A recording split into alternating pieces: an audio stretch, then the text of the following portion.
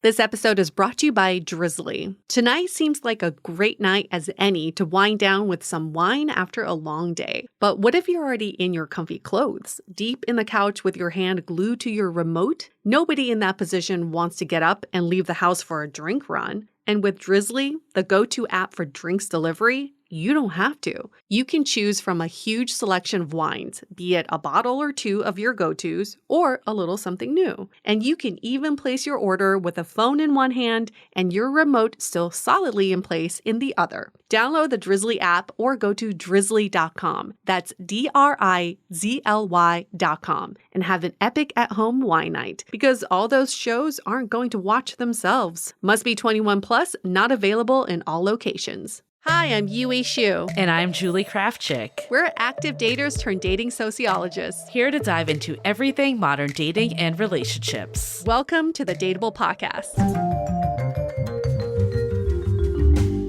Another brunch talk. Let's go. We know you're ready. You've got your eggs, frittatas, pancakes, your coffee. Hungry for that dating advice. Hey, side note, I did go to brunch with one of our community members, Tony, the other day, and that man can fucking eat. 2 entrees. That's attractive. 2 drinks. I was like, really? Are we sharing? He's like, no, this is all for me. Love it. Damn. But he also came back from like a 6-mile run. So that's totally different than me. So we will go into this week's Brunch Talk question. Again, via Brunch Talk, we answer your burning dating questions. And this question is, when is the right time to reveal past relationship status? In particular, the very stigmatized being divorced.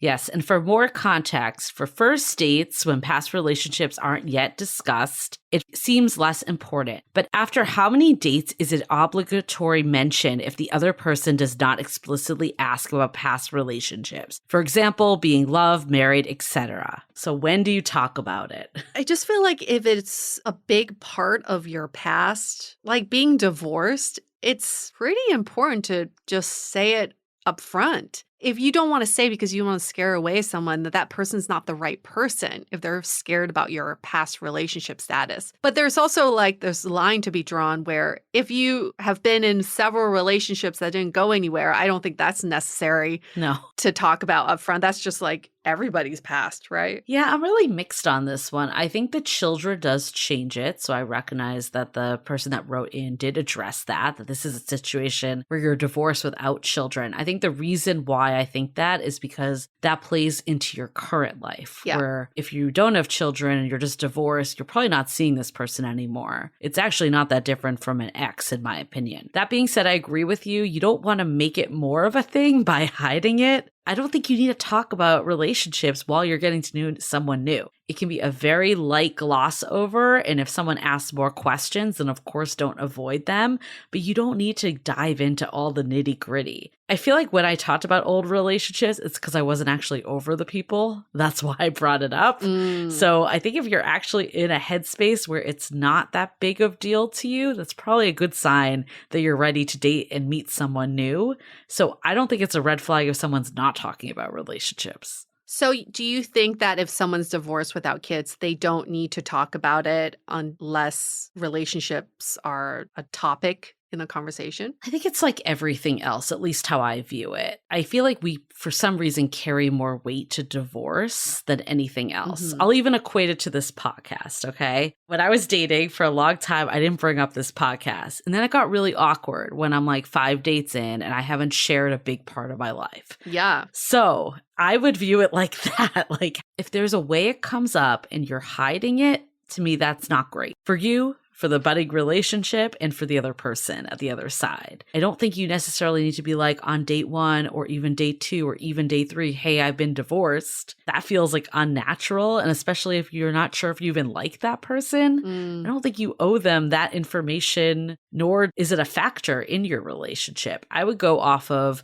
what feels natural and organic, and if it comes up in a way that you're hiding it, then think about that and how you could rectify that piece. I see it a tad differently. Okay. Because I think it's not even the divorce thing. Personally, for me, I think it's important to know when was your last relationship. And if I find out on a first date that someone was going through a divorce still, Yeah. that gives me a lot of information and gives me an opportunity to make a choice. If I find out someone ended a relationship 2 years ago, and it was a divorce, like that doesn't affect my decisions as much. But maybe it's not so much like relationship status, but more like when did your last relationship end? I agree with you on that. I think it's more about what headspace are you in right now? Are you ready to date? Yeah. And yeah, it could be past relationship. It could be some other reason. Maybe you have like a parent that you're attending to or some work thing that just makes you not have the time to date. I think it's all falls into that bucket of I'm not actually a dateable, viable prospect right now. Right. And hopefully you'll have self-awareness to take yourself out of that dating scene if that is you and you're in the thick of something. But not everyone does. So I do think as daters, we do need to ask those questions. So there's nothing wrong with asking the question about like, when was your last relationship? You don't have to sit there and talk about your relationship for hours, but that's important information that you should get to like understand and know if this person is in a place to date. And then I would say as the person that was divorced, it feels inauthentic to me to not share it if someone's explicitly asking. Yeah, I think when the topic is brought up,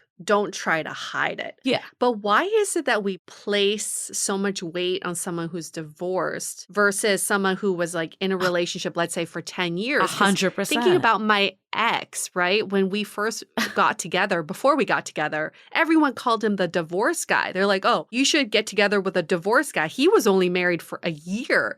But if he had been with someone for 10 years and gotten out of that relationship, no one would be like, oh, you should get with the guy that just got out of a 10-year relationship. That's not his identity. That's why there's so much stigma. I agree with you. That's why I was kind of like taking the stance of if it's not in the way, then why is it treated so differently? But I agree with you. Society puts it out there that there is something bigger about divorce than just breaking up. And to me, again, it goes back to have you processed this? Are you in the place to let someone new into your life? And, you know, there could be someone that dated someone for 3 months that's hung up on their ex versus someone that's dated someone for 10 years but has fully processed it. I think we have to stop attaching so much weight to labels and years and look more, how is this person currently working through this and showing up today? So maybe on a first date, a good question is what you just posed, which is like, what's your headspace around dating right now? And that should naturally bring up if you're divorced or like whatever status you feel comfortable bringing up. There is no timeline that we should bring up any of this information until you feel comfortable with bringing it up. But I think the general rule is don't try to hide something if it feels like it should be naturally brought up. That's probably the worst thing you can do is try to hide something. Let's take a quick break to hear from our sponsor.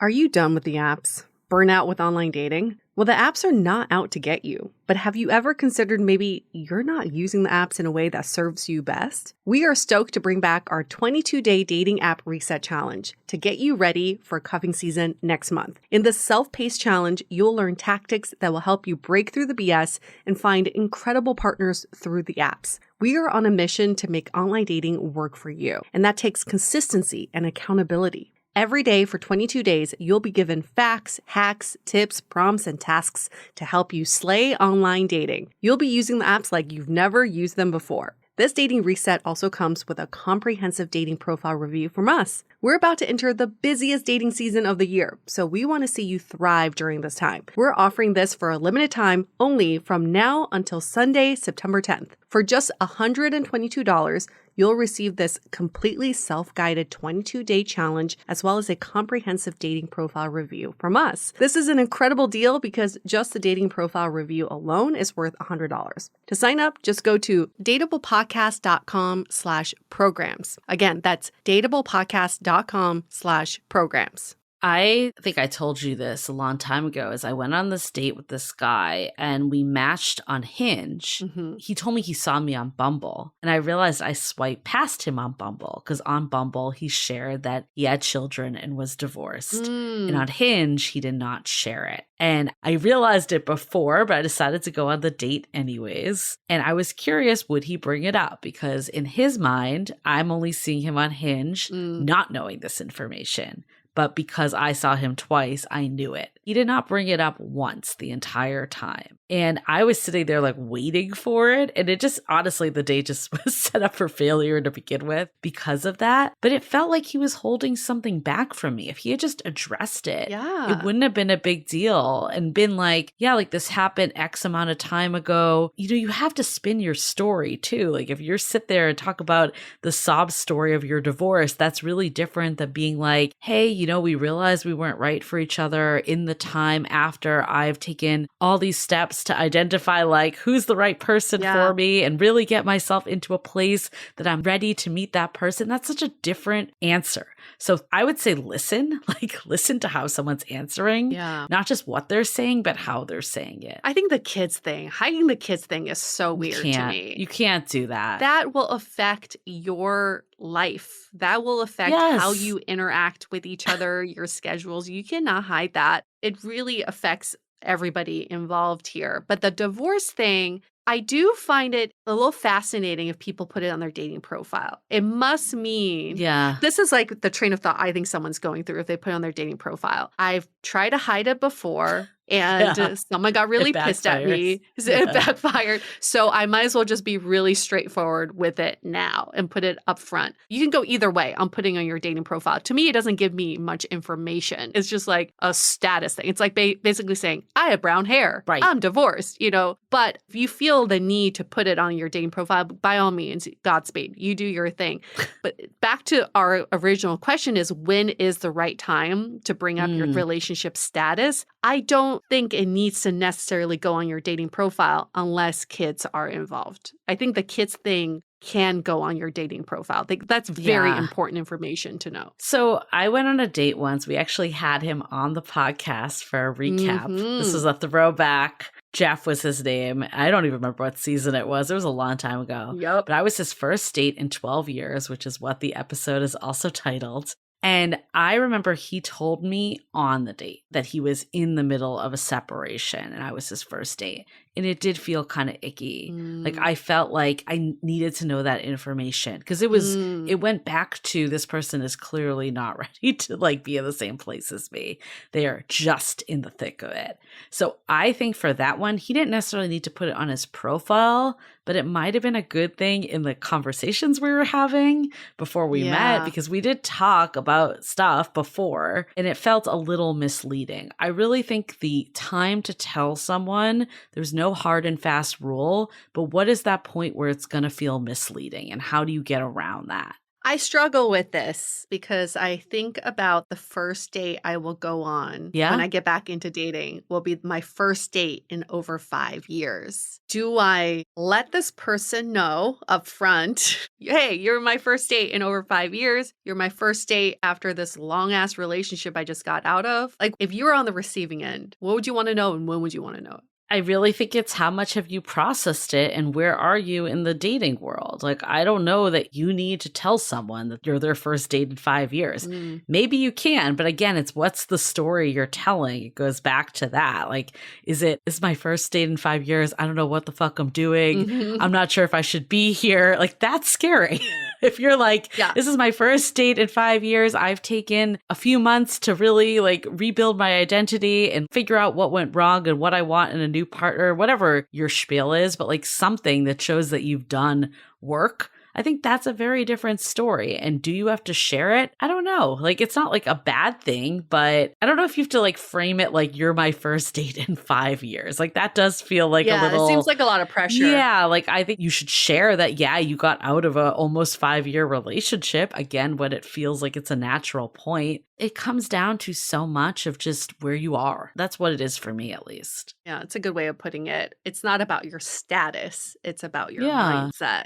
Your headspace. And you control your narrative. So you choose how you want to tell where you are in this stage of life. If that somehow naturally reveals your previous relationship status, be it. If it doesn't, it doesn't, right? Just make it as natural and organic and authentic as possible. Yeah, we need to do a whole other podcast brunch talk about how much do you share versus hide, because I really don't think you need to be hiding anything. And to meet like the right person, you should be showing your authentic self. That being said, this is why it needs to be a whole other topic, is you can go too much too soon. Yeah. I'm just thinking back to the person that told you about like how they knocked their ex up and then they got an abortion. Like, did you need to know that? No. Right. So there is a definitely not. line. There is a line. So maybe we can table that one for another one, but definitely check out that episode we referenced. It's all about how you're showing up, which actually is going to relate to the episode that we're doing next week. So if you're not already subscribed, make sure to rate, review, subscribe, get on it. We also prioritize any Brunch Talk questions that come through the reviews. So leave us 5 stars with that. And we're going to keep going into this topic because it's a good one, but hopefully this helped. So great question. We are always pondering this question all the time. We love to hear your opinions. Let us know. You can email us hello@dateablepodcast.com. You can leave us a rating and review like Julie just said. 5 stars, please.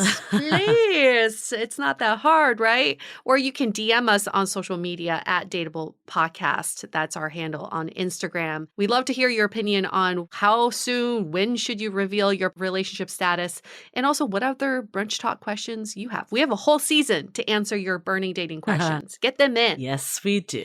Okay, and we'll see you next week. Bye. The Dateable Podcast is part of the Frolic Media Network. Find more podcasts you'll love at frolic.media/podcasts. You can follow us on Instagram at Dateable Podcast and visit dateablepodcast.com for access to all the episodes and our premium programs. Also, make sure to subscribe today if you haven't already on Apple Podcasts, Spotify, or your favorite podcast platform so you are the first to get all the latest episodes. And most importantly, stay dateable.